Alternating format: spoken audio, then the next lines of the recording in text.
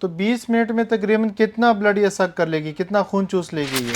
देखिए मैम कह रही है कि फर्स्ट थेरेपी से ही 40% शाम तक यानी 6 से 8 घंटे में ही स्किन में ग्लो आना शुरू हो जाएगा। ये देखिए एक प्राचीन आयुर्वेद की थेरेपी जो इस तरीके से काले दाग धब्बे कील मुहासे चेहरे का रंग जो गहरा पड़ गया है, काला पड़ गया है, उसको कैसे साफ करेगी, यहाँ के काले दाग धब्बों को कैसे ख़त्म करेगा।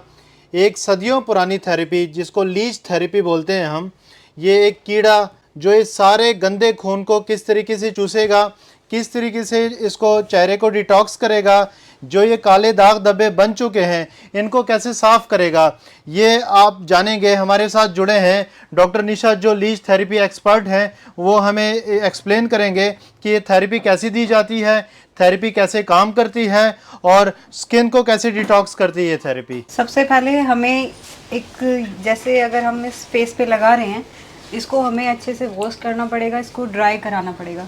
ड्राई स्किन पे ये अपने आप अटैच होती है। एक लीच हम इस पे लगा चुके हैं और अब एक और लगा रहे हैं। आजकल हम लेज़र थेरेपी कराते हैं, कई कुछ स्टीरॉइड्स खाते हैं, बट उनसे कोई असर नहीं होता है। जब तक हम स्टीरॉइड्स लेते रहते हैं तब तक ग्लोइंग स्किन रहती है, लेकिन जैसे ही वो स्टीरॉइड छोड़ते हैं तभी हमें दोबारा से पिंपल्स आना और पूरा मुंह बिल्कुल भर जाता है पिंपल से। इसके बेस्ट ट्रीटमेंट आज हम आपको बता रहे हैं, ये है लीच थेरेपी, जिसको हम जलोका भी कहते हैं आयुर्वेद में। ये हमने इस पे दूसरी जलोका लगा दी है। 20 से 45 मिनट तक हमको इसको रखना है, जिसमें ये 5 से 15 ml तक का ब्लड सक करेगी स्किन से।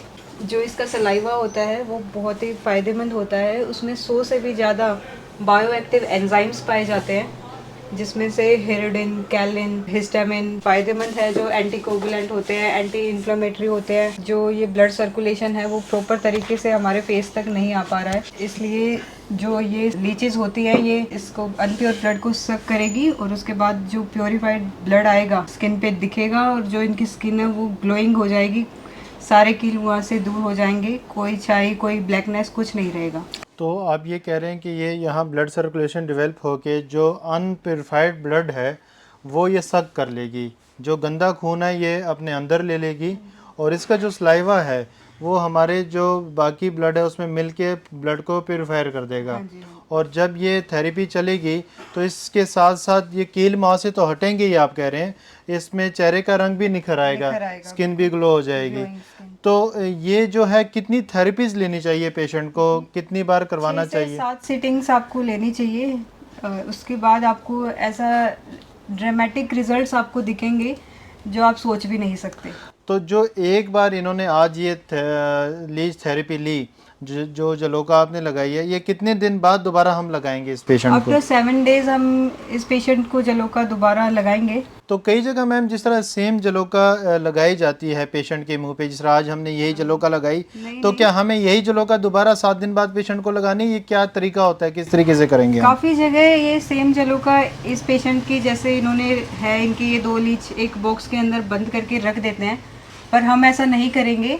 हम हर सिटिंग पे इन पे नई जलोका का इस्तेमाल करेंगे और ये जो जलोका है ये हम इनको ही दे देंगे ताकि ये इनको कहीं अच्छी जगह आज़ाद कर दे। इसका कारण क्या है कि आप इस जलोका का दोबारा यूज़ नहीं करेंगे? क्या एक बार जो जलोका जो लीच यूज़ हो जाती है उसका असर कम हो जाता है, या क्या कारण है आप दोबारा ना लगाने की? असर कम कर देती हैं, बाकी हमें नहीं लगाना चाहिए। ये ऐसा हमारे पुराने टेक्स्ट में काफ़ी सारी जो थीसिस हमने है उनमें लिखा हुआ है ऐसा कि जो एक जलोका है वो हमको वापस से यूज़ नहीं करनी चाहिए। तो इसमें मैंने कई बार सुना है कि अगर एक जलोका को बार बार यूज़ किया जाए तो इन्फेक्शंस के काफ़ी डर रहते हैं, काफ़ी ख़तरा रहता है। तो इसलिए भी ये जो जलोका है इसको आप रीयूज़ नहीं कर रहे, इसको दोबारा यूज़ नहीं कर रहे, इसको आप फ्री कर देते हैं और नेक्स्ट टाइम जब हमारे पास ये पेशेंट आएगा तो इसके ऊपर नई जलोका लगेगी। हम पेशेंट से जानेंगे कि पेशेंट को कैसे लग रहा है।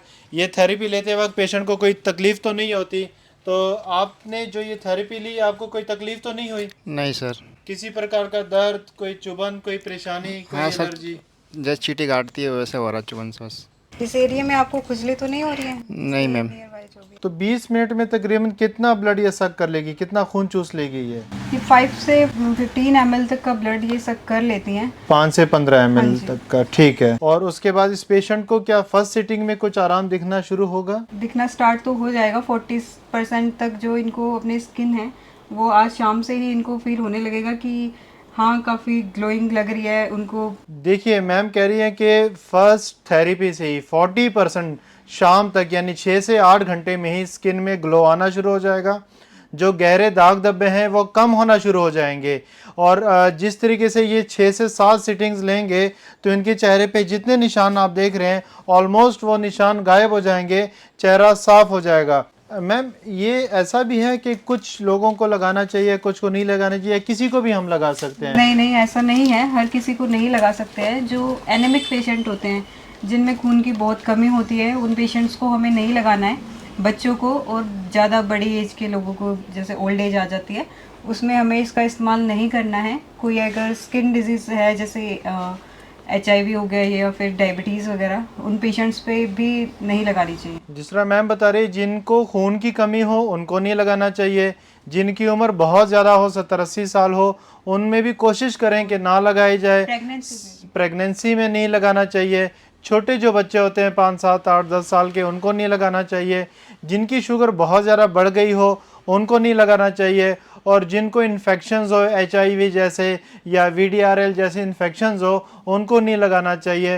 हेपेटाइटिस जैसे पेशेंट्स को, जिनको हेपेटाइटिस पॉजिटिव आता है, उन पेशेंट्स को नहीं लगाना चाहिए। इंडिकेशंस में अगर हम बात करें तो सोरियासिस हो गया, ये वेरिकोज वेन हो गया, उन लोगों को ये थेरेपी बहुत ज़्यादा लाभ देने वाली है जिनको ये प्रॉब्लम है। जिस तरह मैम ने बताया कि सोराइसिस हो गया, वेरिकोज वेन हो गया, नसों के जो गुच्छे बन जाते हैं, उन पेशेंट्स को, एलोपेसिया के पेशेंट को जहाँ से बाल उड़ जाते हैं, पैच बन जाता है, उनको, जिनके बाल बहुत ज़्यादा झड़ चुके हैं, उनको, अर्थराइटिस, जोड़ों में सूजन हो जाना, गांठों का मोटा हो जाना, स्वेलिंग हो जाना, उन पेशेंट्स पे ये काफ़ी कारगर है। स्किन एलर्जीज़ के पेशेंट के पे ये काफ़ी कारगर है। एक्जिमा पे काफ़ी कारगर है ये थेरेपी। तो इस तरह की पेशेंट को ये थेरेपी दे देनी चाहिए। हमारे साथ डॉक्टर निशा जिस तरीके से आपको एक्सप्लेन किया है, बहुत अच्छी तरीके से इन्होंने बताया कि जलोका क्या काम करता है, किस तरीके से ब्लड को प्यूरिफायर करता है, जलोका का सलाइवा किस तरीके से हमारे फेस में या अन्य स्किन इन्फेक्शंस में कैसे काम करता है, इन्होंने एक्सप्लेन किया है।